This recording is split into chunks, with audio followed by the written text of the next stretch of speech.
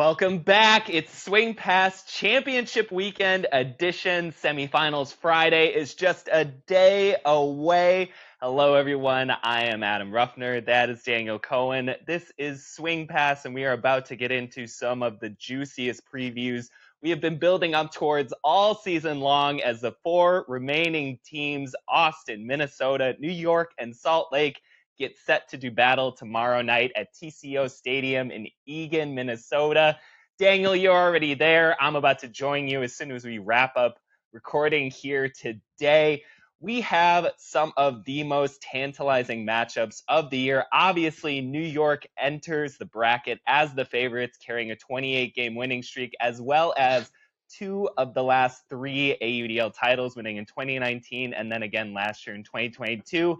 The other three contenders are all first-time appearances at championship weekend, finally making it through in each of their respective divisions, Austin, Minnesota, and Salt Lake, winning the Central, South, and West divisions.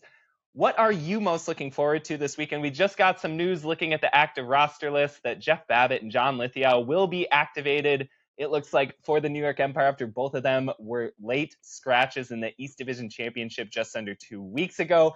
That is obviously fantastic news for the Empire and any kind of spectating audience, but not such great information for the other competitors in the bracket, as the odds-on favorite to win the 2023 MVP and Babbitt is back on the field, and John Lithgow, who remains perennially underrated, each and every season for this Empire offense. He has been fantastic for them. He has been a disc initiator, oftentimes setting up out of double teams with that big over-the-top hammer he can get off with a 6'5" frame. It adds that size and that intimidation factor back to the offense, but New York doesn't really need it. They're coming off of a career all-time best receiving night from Benyat. He presumably switches back to defense, where he's been since the middle part of last season. There are just, again, a lot of things to get into. Where does your mind go first heading into tomorrow night's matchups? First of all, I just think of the three championship weekend newcomers in Minnesota, Salt Lake, and Austin. I'm just excited to see how these teams will do on this stage, because all of these teams have kind of been trending upwards for a while now. And for now, them getting their shot at New York, I mean, Austin will get their shot at New York. We'll see if another team gets their shot at New York too. But I love the way that this is set up. And then also, I'm excited for the MVP race to finally get settled. I don't know if I'm so sold on Babbitt as a clear-cut MVP candidate as much as some others around the league are. I guess I just said it as he was the unanimous pick at the midseason point. It felt like No, you're not into wrong. the East Division Championship game, he was kind of established in that pilot position. And yet, Definitely. Yeah, to your point, it feels like it's been unsettled since his one-game absence. Yeah, exactly. And so, we got Jordan Kerr, Ryan Osgar, of course, Jack Williams, Benyat. There's a host of Empire players that are always in the conversation. But this is the time for those stars to shine on the biggest stage. So just excited for some action tomorrow. It's wild that we're here. I was just thinking back to before the season when we're recording those preseason episodes and we're making our predictions, and then it just takes so long. It's such a grind of a road throughout the summer, and then we're just constantly just thinking who's gonna make it, and now we're here. It's time to play the games. You couldn't be more right. It has been 16 total weekends of action, 18 total weeks encompassing the entirety of the 2023 calendar as we get set for the final three matchups this weekend. I'm, of course, talking about the two semifinals tomorrow night. First up with Austin and New York, and then Minnesota versus Salt Lake, which will culminate in Saturday's final championship game, the big one. But first, let's start with the first semifinal. We talked a little bit about it on Tuesday's episode, what kind of questions we had for these Austin and New York teams. But now we kind of pivot into more matchup speculation, getting into the nitty-gritty of what it's going to take for Austin to pull off the upset, and then on the other side for New York to extend their winning streak to 29 games, and then eventually with the chance to tie the all-time record of 30 consecutive wins set by the 2013 and 14 Toronto Rush. New York could do that with a win in the championship game. A lot of poetry going in there for the Empire also. Really they would be just the second team ever to win back-to-back championships, joining the Oakland franchise from 2014 and 15, And most importantly, Empire would become the first AUDL franchise to have 3 championship trophies in their showcase. So lots riding on the line from a Chasing historical history. perspective for New York. And on the other side, there's this Austin team that, as we've said again and again, but it's how they've been playing. It's so emblematic. They're playing with house money. Kyle Henke said this a couple weeks back after they beat Carolina in the first round. They continued that attitude forward. They've been chirping ever since they won the South Division title. They seem like a team kind of built in terms of its attitudes, specifically built to handle the challenge of a juggernaut like New York. They are not intimidated, at least publicly. They are very much claiming that they are very much up to this task, that they are looking to play make against this New York team. One of the big questions we have, and now particularly with the activations of Babbitt and Lithia, are what can Austin do to mitigate some of the size advantage, some of the physicality advantages that New York has put up against opponents, not only this season, but the last several seasons? It's a great question. I mean, Austin's defense does have 3 very big bodies: Mick Walter, Josh Strudowski, and Oliver Fay, all I believe coming in at 6'4", 6'5", or taller. So like they will have size matchups with New York. The problem is I kind of favor New York's players just in terms of a pure playmaking standpoint and maybe overall athleticism. But I do think Oliver Fay is the guy to circle with Austin. Obviously, he had that huge, not game clinching, but a very clutch block in the fourth quarter for Austin against Atlanta. Really got the Soul in position to, make their run into overtime. And he's a guy to watch, especially on Jeff Babbitt potentially. I could see them going at it in the deep space. It's tough because when New York wants to, it seems like they can open up that deep game and overly rely on it.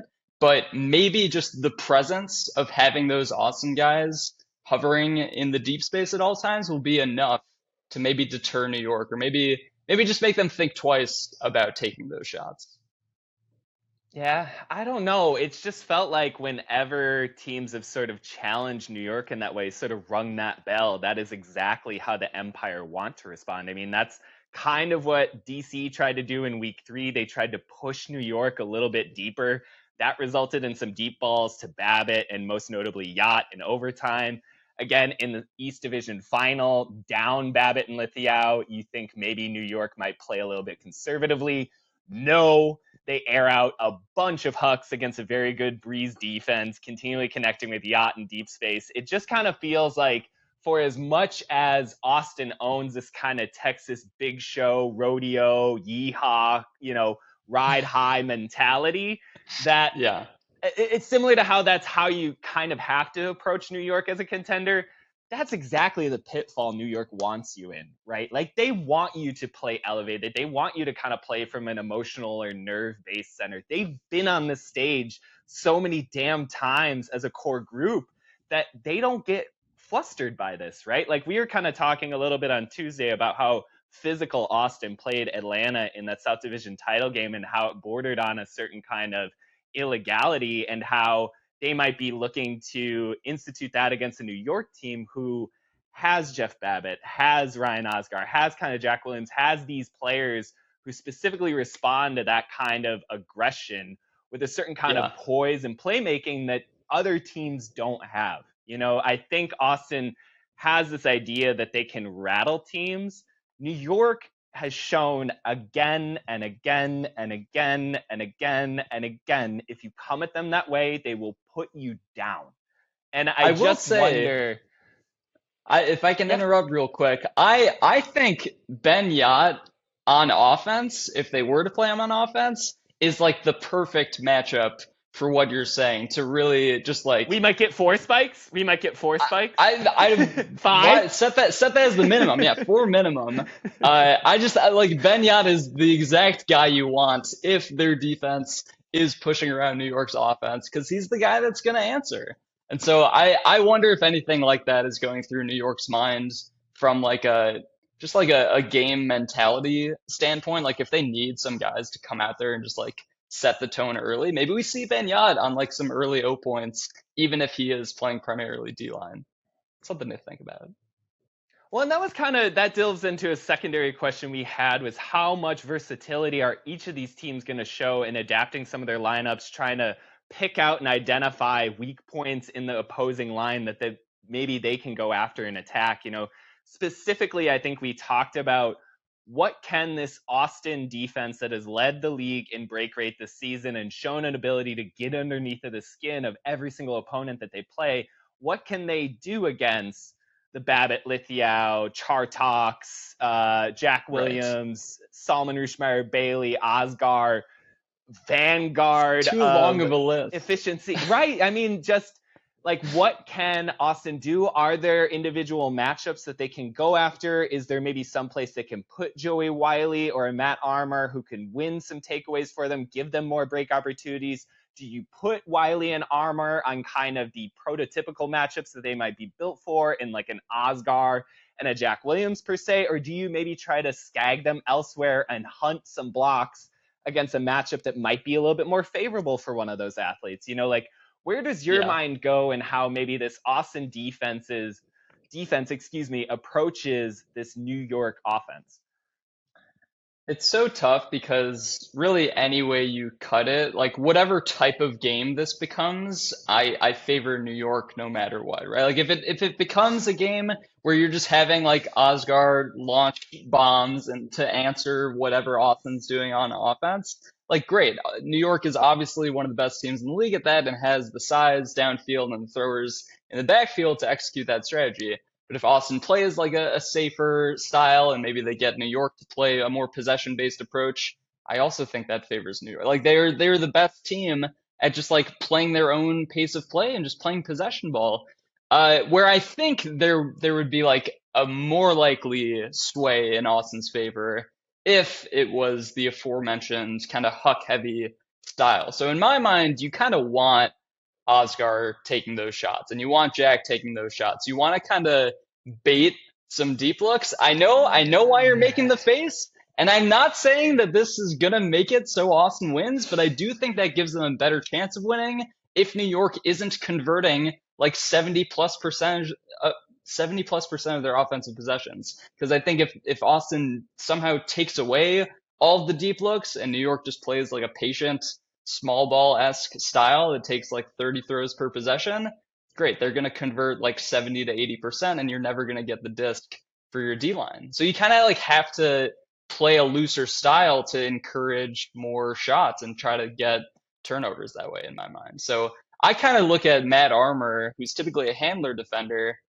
If he can take Jack Williams, great. I worry a little bit about Joey Wiley on Ryan Osgar because I feel like he can, like if Osgar is just kind of kept back around the disc, then he can just kind of like run laterally, and that might encourage some small ball. I don't know. Right now I'm thinking out loud, but yeah, my bigger takeaway is that I think Austin's best path to success would be to encourage whatever they can do defensively for New York to take more of those deep shots. Do you think this is a game? We've seen these past several, the past three times New York has made championship weekend, actually, even back in 2018 when they lost in the semifinals to Dallas, too. They were very star driven. In 2018, Ben Yacht scored 15 total scores in that 32-30 shootout that New York had against Dallas, Wild the first game. time they had made it to the bracket in several years. And then 2019, obviously, it was Yacht and Grant Lindsley kind of leading the charge for the Empire. In 2021, it was Yacht and Jack Williams and Osgar at times. 2022, it was Babbitt, Jack Williams, Ben Yacht, and Osgar. Like, they've kind of had this bulwark of star-driven power. Do you feel like in this matchup, they might use those players a little bit more as a decoy and go back to some of the success that they've had with the Chartox in particular? Elliott and Oliver have been fantastic, for them this season. Charles Weinberg stepped up into a larger role in the East Division Championship. Solomon Rushmeyer Bailey remains one of your and I's favorite pivot handlers in existence. He just does not seem to make mistakes, except for that one Callahan throw he had on David Bloodgood We in the don't East talk Division about final. that That felt anymore. like his only reset mistake in maybe 2 years. Is Yeah. this one of those games where maybe they go a little bit to the quote unquote other guys, these guys who would be starters and practically all-star level players on any other roster in the league, and say, hey, let's go win our 4 through 7 matchups for 4 quarters straight? Yeah, I John guess I could Lithgow see it. too. Like, I'm sorry, I'm blanking on maybe the Sure, most dangerous weapon of them all because he was absent of from course. the East Division final. But John Lithgow, I mean, that dude has eaten his matchups whenever they give him something that he can do something with. I mean, last year he went off a couple times for 5, 6, 7 goal games. He's been a little bit more of a thrower, I think, this year, and a little bit more generally involved as a Hmm. distributor. But they might just say, hey, Babbitt's taken. Maybe we're spelling some yacht points. They've got their bigs on Osgar or Jack or somebody else that they're worried about. Let's go let Lithgow eat, And I just think that he could become a huge, huge X factor if Austin isn't careful with him. Because you talk about Oliver Fay and Mick Walter and Josh Zudorowski. I like them as big defenders, particularly Fayem Babbitt. I think that that's going to be a must-see matchup if we get some of it. It's gonna be But I fun. worry a little bit about the foot speed of Walter and Zudorowski on a Lithgow. Like, Yeah. Lithgow can really stretch people up and down the field. There's a fantastic highlight of him essentially running a 60-yard give and go with Ryan Osgar from a few weeks back. Like, he can really get it moving with his legs. And I think people are so intimidated by his size that they're encouraged to back him. But he'll just trail you around the field right now and activate as a thrower if he needs to. And I think that that could be a huge part of New York's success this weekend. Yeah. I mean, New York obviously has the quote unquote role players that could, like, any one of those guys could come out and have huge games. But I still think there is just something about this New York team. It's not like I don't think they come into the game thinking like, okay, we got to run everything through Jack, Osgar, and Yacht. I just think that's kind of what happens because those are the best players on the field. And I think at this stage, all those guys with significant playoff experience, championship weekend experience, that's going to be who the team turns to. Now, if the game is it's kind of like if the game is close, that's kind of where my mind goes. If the game is close, that's when we see consistently New York Stars taking over. And I don't think it's like a pre-planned thing. I think that's just who wants the disc more than anyone else on the line. So if the game isn't super close, then yeah, maybe we see a more widely distributed approach. But if it is close at all, even if it's close in like the second and third quarters, I could see those stars really rising above to open the game up. I mean, I can't disagree with you. The data's all there. These are guys who have made their careers We have a showing lot up of at data this event the points. past several seasons, so you Yeah, can't really discount them. I'm just wondering, I feel like, particularly compared to last year, this season's successes of New York have been kind of in that second line defensive rotation, in sure. that, like, whenever they plug in Oliver Chartok on offense when they need him in a role, he seems to come out with some perfect throwing performance and just uses and leverages his side and speed combinations so effectively against down rotation matchups. Like, it's not to say that obviously this team doesn't have Ryan Osgar and Jeff Babbitt and all the names we love to name, but it's felt more visible that the rest of those players are stepping up. I mean, to that point, Elliot For sure. Chartok was nominated as the Players' Choice Best Handler in the East Division, which I don't think is unwarranted, but it certainly was a little bit surprising given not only the I was talent he has surprised as too. teammates, but some of the other throwers in the East Division as a whole. But it's to his credit, right? Like, we talked about the big performance he had in the East Division Championship, the way that kind of really revalidated him after the experiences he had in 2021. Like, this is a team that doesn't just work on honing its star performances. They really raise the entire tide. And I think you get so distracted by these, zenith level performances from kind of their pantheon players that you ignore the fact that Elliot Chartok is having a career season, that Oliver Chartok should be considered among the most improved players in the league.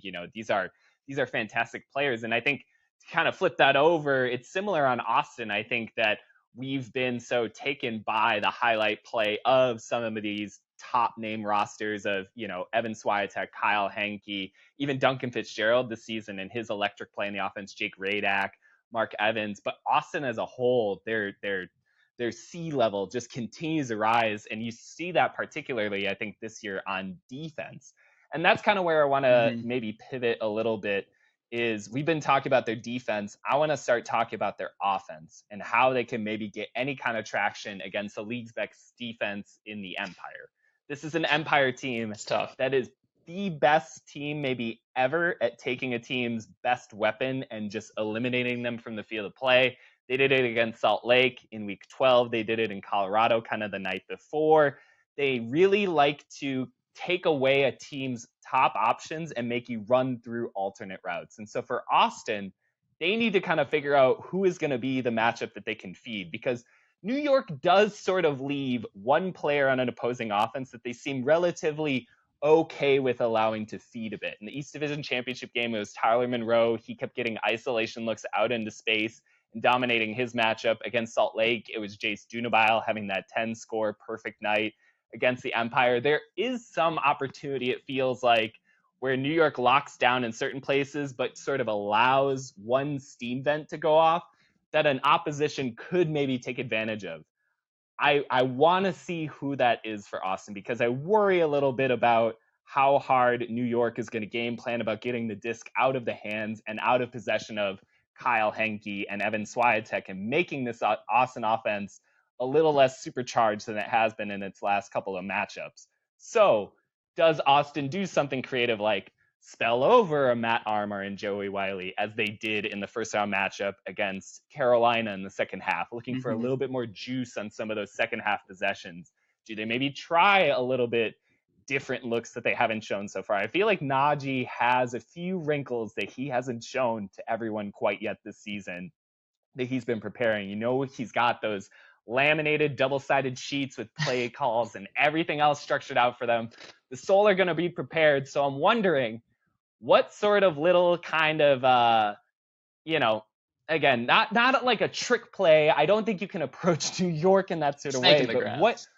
Yeah, I don't think that would work The particularly offensive well. version. But what is maybe the matchup that you can give to New York that they haven't quite seen an iteration of this season? What is sort of a little bit of supercharger they can put on offense? Is it a Joey Wiley? Is it just trying to keep Swiatek and Henke in rhythm? I just worry about that, given how well the top defenders have been playing on New York. I mean, Antoine Davis is just shutting people down on the rail.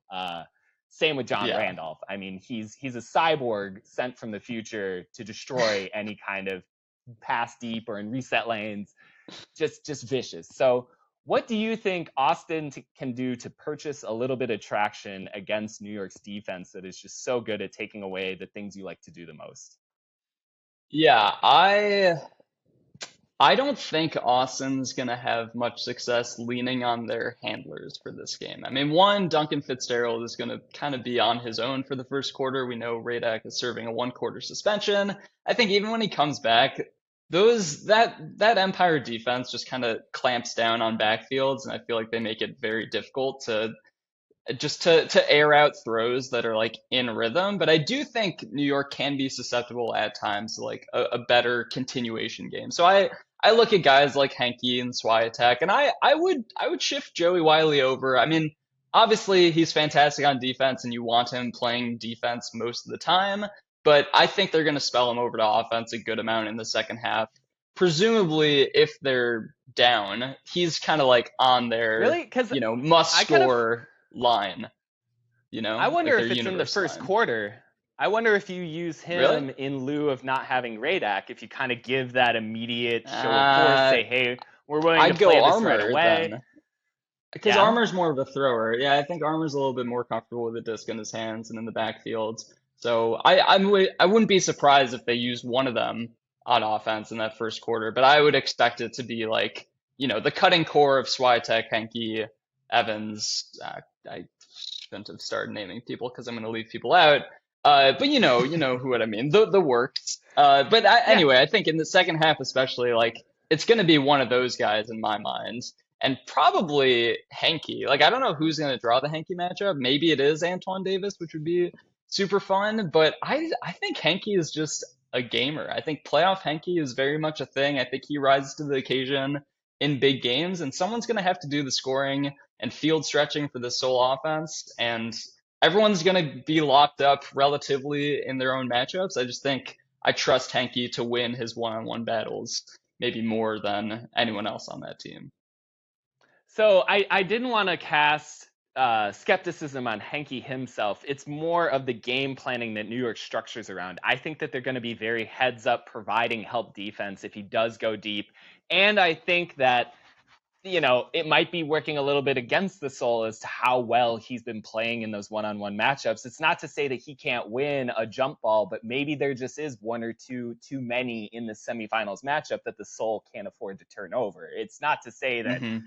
clearly the resume speaks for itself at this point. Playoff Henke is certainly a thing, and just big game Henke in general. I mean, ever since he Yeah, started having those casted games in 2021 with Dallas, right. and even before that, I mean, this has been his legacy since he entered the league. It's to sort of elevate to this next level in Showtime moments. But there's just the possibility of a disc suspending a little bit too much. This TCO Stadium is going to For have sure. some interesting wind in it. There was one game ever played here before, way back in 2018, was it? Very early April game, basically still Minnesota winter between Indy and Minneapolis. I think it was one of the lowest scoring four-quarter games Super in low the history of the scoring. league. It was like 13-11 or something. And there was Yeah, this very real and bizarre wind effect that would happen about 15 feet above the field. If you could keep discs beneath that ceiling, you could relatively pilot your offenses around the field. Anything above that, and it would get kicked around by these kind of swirling winds that would crop up at the higher edges of the stadium. So that was a spring weather event. We've had a bunch of heat here now for the past week, but it is cooling off into a very temperate weekend. So it'll be interesting to see if we get some low pressure systems, a little bit of wind, and if there is a little bit more effect on those discs and maybe limiting that Soul deep attack that they love to use to kind of fire start so much of their productivity this season.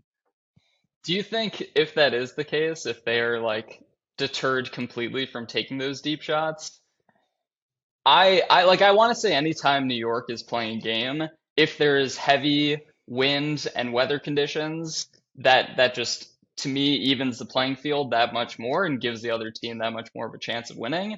So do you think that would be the same case in this one? If the wind is like ridiculous, but it takes away what Austin's offensive identity has been, does that favor New York or does it favor Austin? Oh, I mean, I think it absolutely favors New York. I mean, we talk again and again about they're the best tight possession team in existence right now. They have that ability to Yeah, go back to numerous kinds of sort of two-man sets where they can do Elliot Chartok and SRB or Osgar and Williams or Osgar and SR. They just have so many different permutations of basically playing two-man give and goes and just working into some kind of rhythm that is so right, good and successful in those kind of elements. And with Austin, you've certainly seen it. Like, it's not like Fitzgerald and Radak and Evans, et cetera, aren't capable of running those kind of games. Excuse me, Kyle Henke and Evan Swiatek can cycle back in and play a lot in the backfield too. Henke showed that ability, particularly last season for extended periods of time. He had numerous yeah, 40 plus completion games. He's been a little bit more of an upfield player this year, but he still has that ability. We just have no data from the season that Austin wants to play that way. They want to get right, out and get vertical so quickly. I mean, basically all their offense is designed around getting somebody into power position or getting kind of these isolated deep shots that don't have a chance for bundled help defense from somewhere else on the field. And so when wind comes into play and like elements and you constrict that space, I just don't think that plays anywhere near to where the Soul want to be this year. They're an athletic team.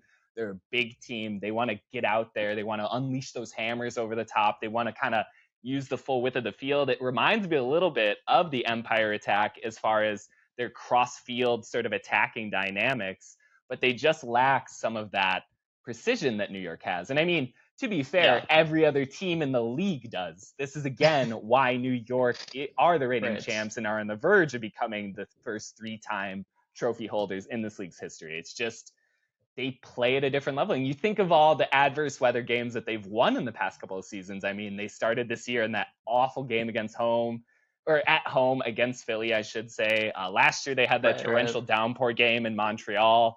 And in both of those games, if I'm thinking back correctly, it was like Osgar and Williams had maybe 3 throwaways combined and like 90 Those are plus pitches Jack's favorite apiece. And games, I feel like. yeah, He goes off in all of the terrible condition games. And yeah, I Austin, remember I mean, Austin played some messy games this year against like Houston and Dallas. Like there's some weird Texas wind and it resulted in like what 25 to 30 turnovers at times, which just doesn't seem within the realm of possibility for New York. I'd literally have to go back and look. I feel like it's 2018 or something where you'd have to go back to a 30 turnover game. I feel like it was that first round torrential downpour game against DC or something, which is the last time the Empire had that kind of mistake prone play. Probably. But we've been talking too much about the first semifinal. We should move on to the second one, which is actually, I think, in a way, a little bit more anticipated. And that's because there's already a lot of noise around a big crowd coming to support the hometown Minnesota Wind Chill as they make their first championship weekend appearance hosting the 12-1 Salt Lake Shred. The Shred are technically the second seed in this bracket, but with the Wind Chill presumably having a huge home crowd favoritism on their side, it sort of feels like an interesting away game for the Shred, and I think that really sets up a lot of intriguing angles for this game. Most notably, what can the Wind Chill do to kind of capture that energy, to kind of galvanize around a crowd? They've been a team, as we've talked about on numerous times this season, that really revitalizes itself, particularly on the defensive side of the disc, by churning out breaks, by getting these kinds of runs and allowing the fans and everyone in the stadium to get behind them. And can they do that against a Shred team who is currently right now the second most efficient unit ever, only trailing the 2022 Empire in terms of total team offensive efficiency and success? They're converting on almost 67% of their offensive possessions this season. They look better and better as the season goes on, and yet this Minnesota defense kind of feels like a pretty good challenge for them. It's going to be much different from some of the defenses that they faced out in the West. I don't know if it will be as athletic, but it will certainly be as strategically advanced. And I think the size of Minnesota is something that they can leverage. So in your mind, what is it that Minnesota, similar to Austin, what can they do as kind of a underdog here to get things going in the first quarter and make sure that they don't slip into one of their holes that they can kind of be prone to at the beginning of games? You know, Minnesota isn't always the quickest of starters. How can they maybe reverse a little bit of that going into Friday night's game?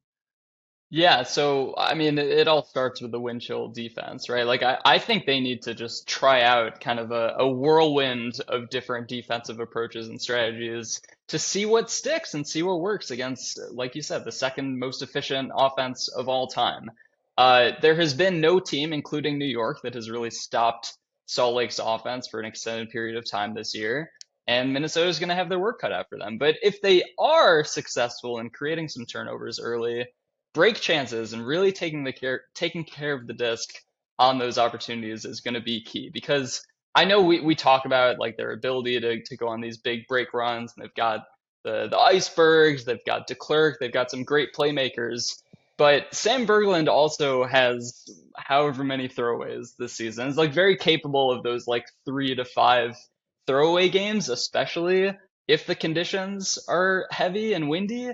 So I do think they're going to need to take an added care of the disc on those defensive possessions, just because Salt Lake feels like a team, and we've seen them as a team that has responded really well after they're broken. Like, they are not a team that gets a break run against them, right? Like, their O-line has shown a lot of poise, experience, like kind of playing beyond their years in a lot of ways in their ability to respond to those situations.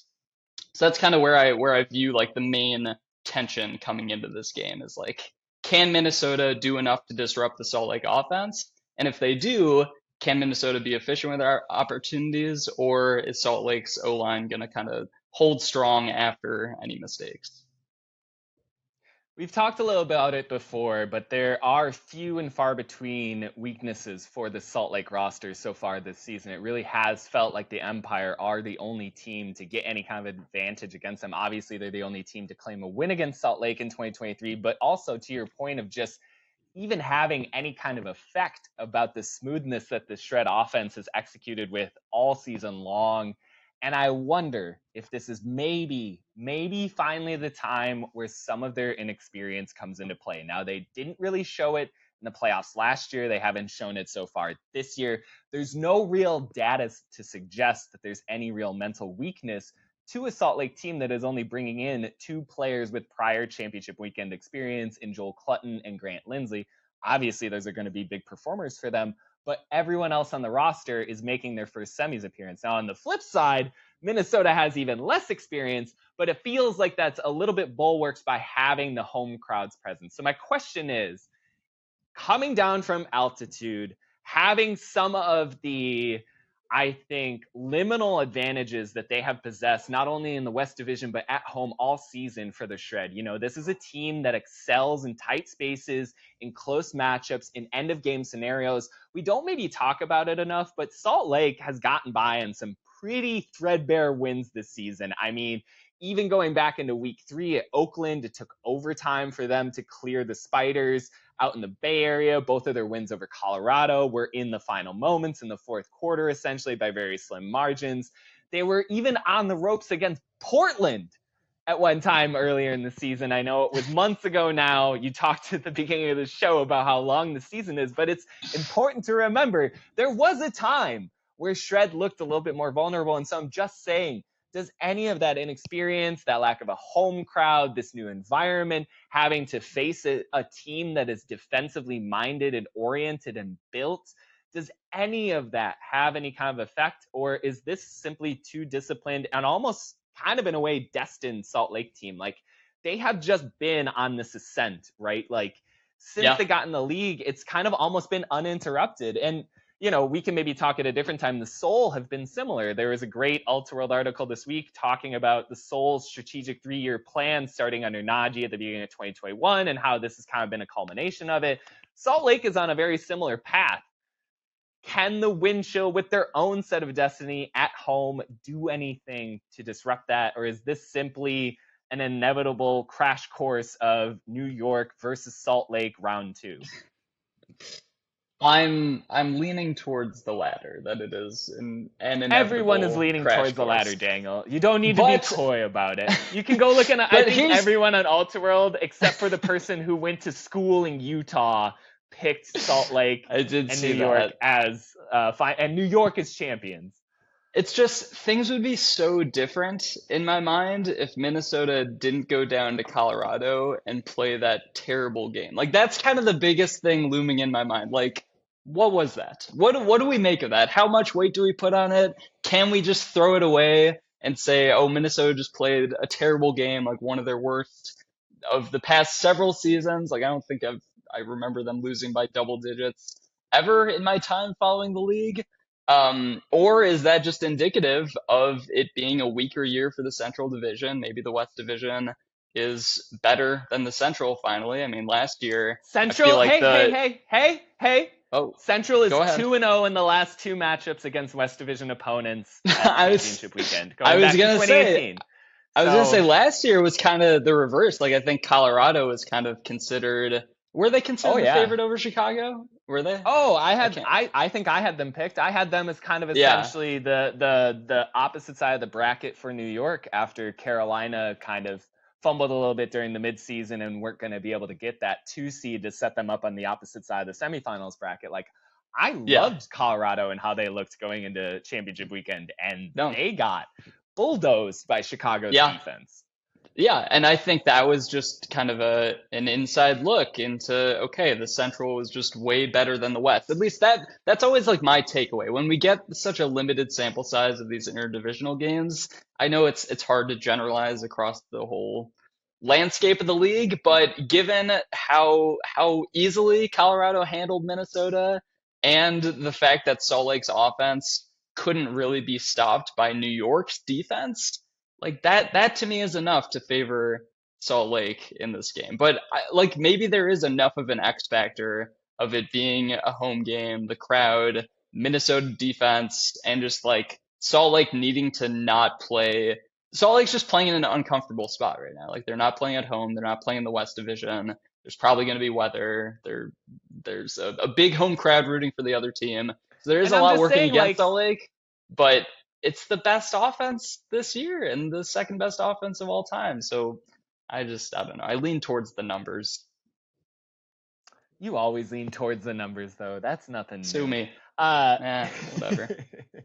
It's not a bad teleology to subscribe to, but, you know, I I think that if there is one place where Salt Lake can be susceptible, right, is on the road. That is where they were affected in Portland. That is where they almost lost in Oakland. That's That is true. where they had their lowest efficiency at Colorado, where the Summit defense did do a good job this season of limiting them in their efficiency. Back on June 9th, Salt Lake's offense was held to a season low 10 of 25 on offensive possessions, just 40%. Now, we were talking with Alex Atkins, one of the star performers for the Summit, and kind of asking him earlier this week, how did you guys do that? And he sort of simply replied, and aptly, we have Cody Spicer. We can go and wipe Jordan Kerr a little bit off of the board and Yeah, remove an it's good to have. MVP caliber candidate from their kind of offensive flow. And that kind of threw a monkey wrench into everything else. And you could see Salt Lake wasn't as able to, I think, generate yardage gains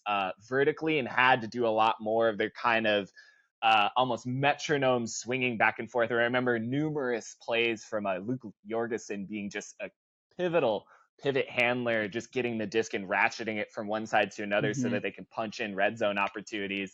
It feels like Minnesota could employ a similar defensive tactic. I just don't know that they have the team speed to do what Colorado is doing in that game. And that's eventually where I'm a little bit doggish on Minnesota right now. Is just this Salt Lake team flies around, man. Like that was even apparent against New York, right? Like New York came in, they had defeated Colorado pretty decisively in that fourth quarter. They had that huge break train run. They're going in with all this momentum into Salt Lake. And the Shred said, we're just going to run with you and we're going to really test you to see if you can stay with us in the third quarter. And obviously, New York did that because they passed every test put in front of them. But it was really interesting to see the Shred employ their true, I think, team strength, which is just speed on speed on speed on speed, 20 deep on their active roster. And Yeah. I don't know that, to your point, in a kind of down central year, I don't know that Minnesota has that. I think Chicago had a ton last year to deal with Colorado in that semifinals matchup, particularly when they sort of supercharged in Tim Schock, Joe White, and Dalton Smith into that defensive rotation for the semifinals game. They all had excellent performances, and I wonder who's going to kind of be that for Minnesota. Is it going to be some kind of Dylan DeClerc 3 goals in the first quarter game? Is it going to be Tanner Barkis providing a lot of good help defense over the top? Or is it going to be Salt Lake getting a lot of easy unders because they're just, again, so damn fast? I mean, we've barely talked about Elijah Jaime this season.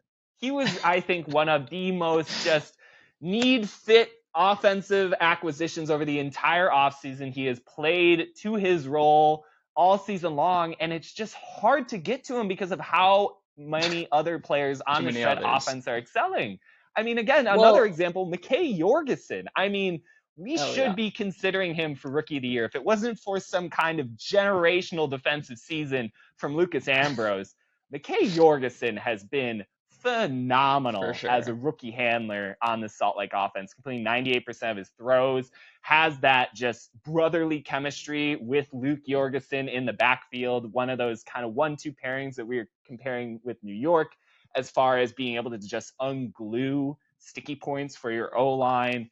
There's just solutions all over this Salt Lake offense, and I don't know exactly what Minnesota can do. I think to your point, they just got to throw the kitchen sink and sort of Yeah, not let the do it ground all. settle beneath the Shred.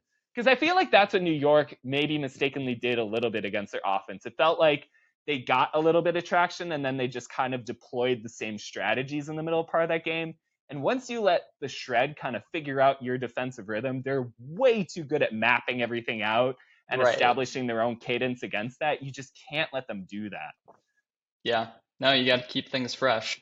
I'm curious if it gets late in this game and it's like 19-19 with 4 or 5 minutes left in the fourth quarter.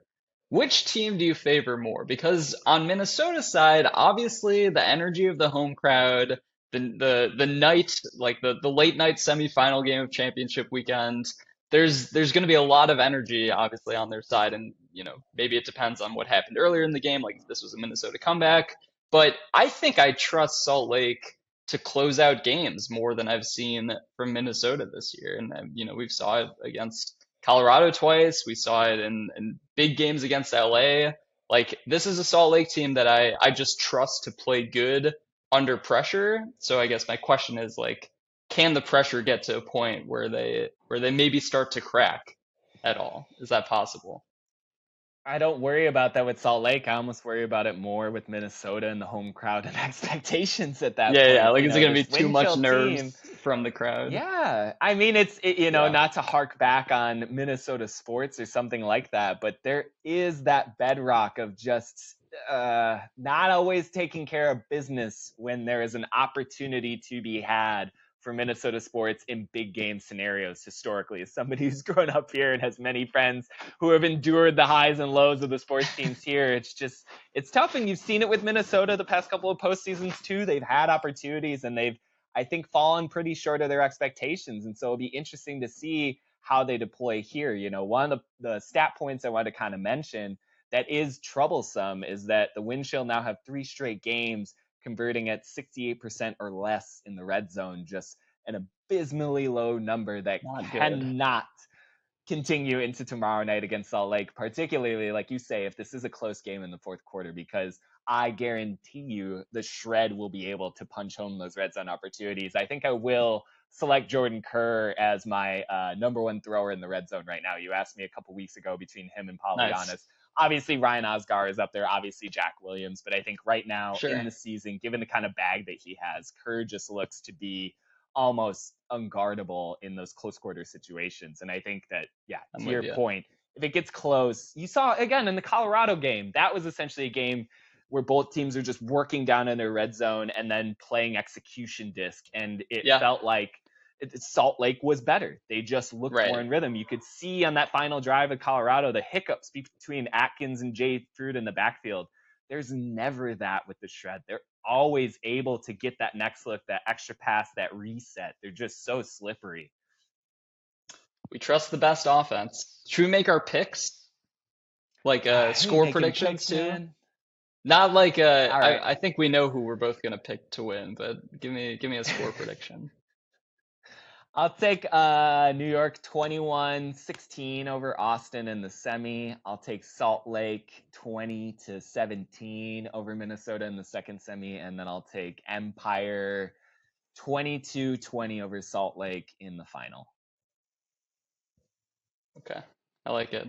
All right, off the top of my head, 23-18 New York over Austin. Then we'll go with like 18-14 Salt Lake over Minnesota.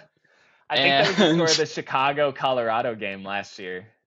was that only a 4 goal I think game? I guess it always seemed like a bigger blowout earlier in that well, game, but then it Colorado was kind of sort of kept it one of those close. it was like 4 goals for most of it. It was never Yeah, really yeah, like right, right. moved Okay, much. well that's boring. Let's offset it. Let's go 19-15, just to Okay. be different. And for the finals, yeah, it's another New York year. So this is gonna be a like a 21-17 New York win. I mean, I don't Congrats, New think York. You did it. you sound thrilled.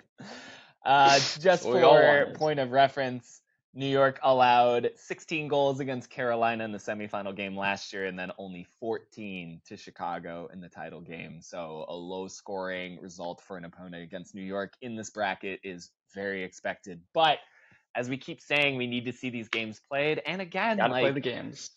Austin is a team who's been listening to all this talk, all this favoritism towards New York all week. They're going to be throwing it like coal into their furnaces. And again, if there is a team that can kind of just use a certain kind of bulletin board material, I do think it is this young and hungry Soul team. They keep having, gauntlets placed before them, and they've been clearing them. So if they beat New York, it will be the ultimate sort of culmination of all of the self-talk that they've been doing for multiple seasons.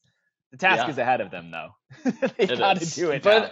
But from a momentum standpoint, I mean, yeah, like past seasons and this season, they're the only team at championship weekend that had to win 2 playoff games to get there, and they were both upset wins. So like there's something going on with Austin. I know that they're super excited to get this chance in New York.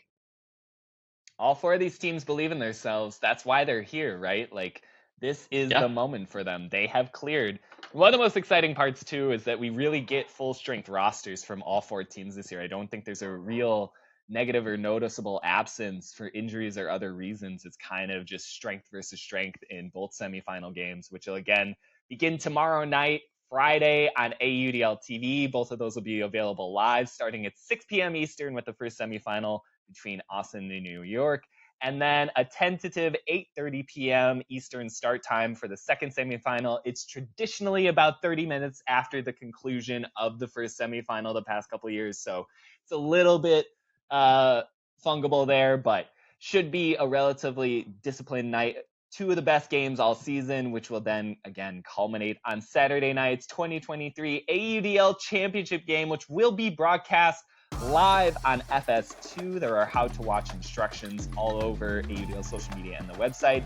It will also be simulcast for international viewers live on AUDL TV. So if you have an AUDL TV subscription and you are not in the United States, you will be able to watch the game through there. We will be watching live from TCO Stadium. We will also have a preview episode before Saturday's championship game after we've determined the 2 finalists. So look forward to that.